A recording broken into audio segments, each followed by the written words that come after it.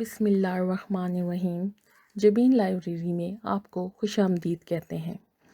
آج میں جو کہانی آپ کو سنانے جا رہی ہوں اس میں بتایا گیا ہے کہ اللہ تعالیٰ نے جس چیز کو جیسا بھی بنایا ہے اسے اس حال میں خوش رہنا چاہیے، لیکن اس بات کو ایک کوے نے نہیں مانا۔ پھر اس کے ساتھ کیا ہوا؟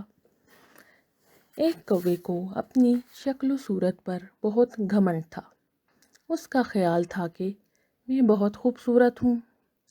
وہ دوسرے کووں کو بدصورت سمجھ کر ان سے الگ تھلگ رہتا تھا۔ ایک دن اس نے سوچا کہ کالی کلوٹی اور بھونڈی شکل کے کووں سے میری صورت بالکل الگ ہے، بھلا ان کا اور میرا کیا مقابلہ؟ مگر سب پرندے مجھے کوا ہی کہتے ہیں۔ اگر میں اپنے پروں میں مور کے پر لگا لوں تو وہ مجھے مور سمجھنے لگیں گے۔ یہ سوچ کر اس نے مور کے خوبصورت اور چمکیلے پر اکٹھے کر کے اپنے پروں میں لگا لیے اور موروں کے ساتھ پھرنے لگا۔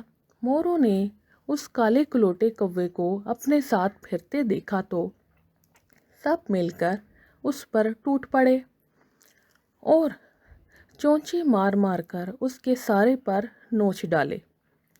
بے وقوف کوا بڑی مشکل سے جان بچا کر بھاگا اور پھر کووں میں آ ملا۔